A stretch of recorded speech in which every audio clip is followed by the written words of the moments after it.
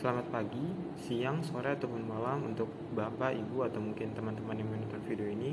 Perkenalkan, nama saya Antonius Adipanwisya, ya, dan saya akan mempresentasikan kerja proyek saya yang berjudul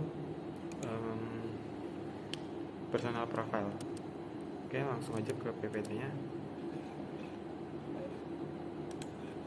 Nah, kerja proyek yang saya buat adalah personal profile berbasis website menggunakan aplikasi Visual Studio Code dan menggunakan bahasa HTML, CSS, PHP, dan MySQL.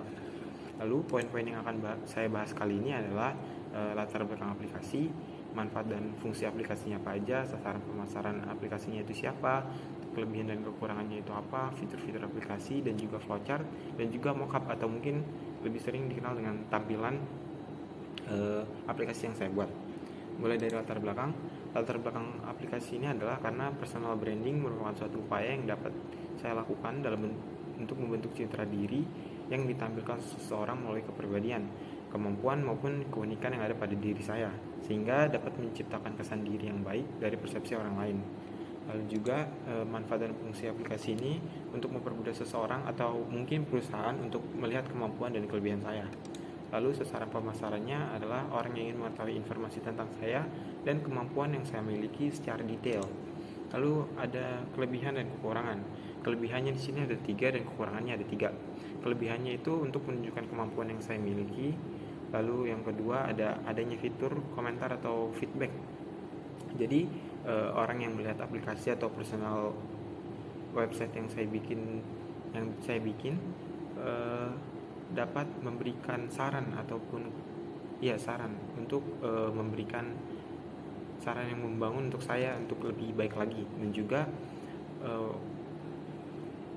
kerja proyek saya ini dapat diakses kapan saja dan di mana saja asalkan ada internet.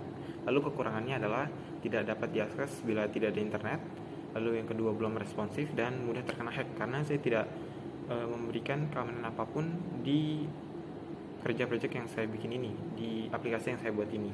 Lalu juga fitur-fitur aplikasinya itu ada beranda tentang saya, portofolio, kemampuan, saran atau komentar, dan juga kontak.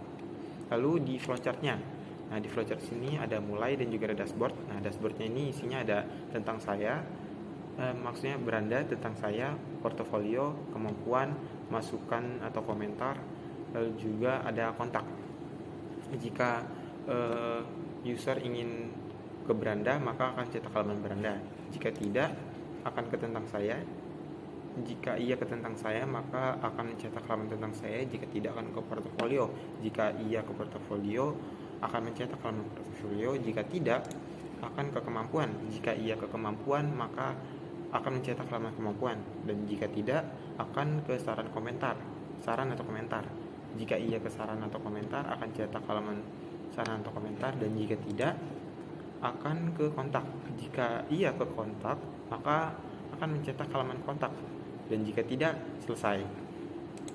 Dan mungkin untuk mockupnya adalah saya akan membukanya dulu dari sini dulu.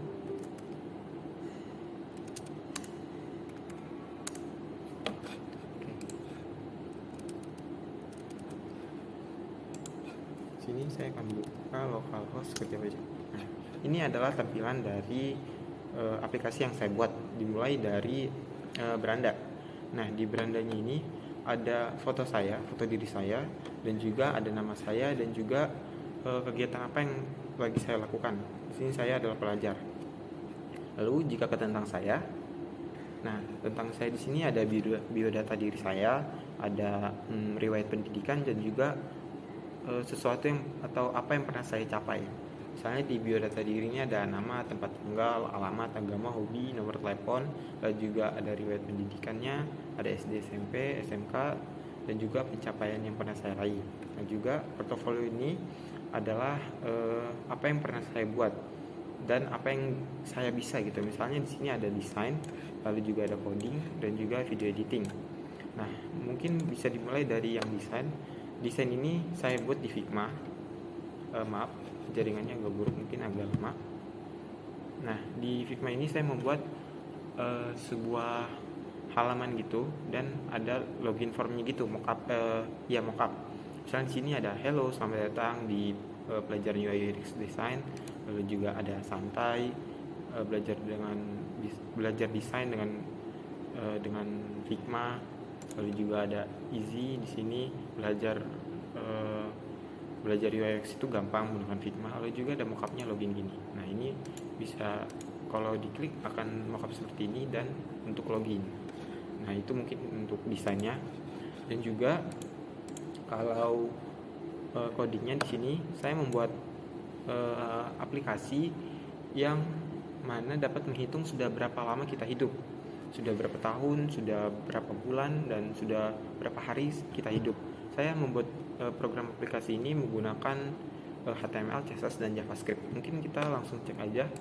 Di sini dipilih dulu tahunnya, di sini kita klik terus pilih tahunnya. Misalnya saya 2006 Agustus tanggal berapa ya, tanggal 26. Nah ini misalnya aja saya lahir bulan 8 tanggal 26 dan tahun 2006.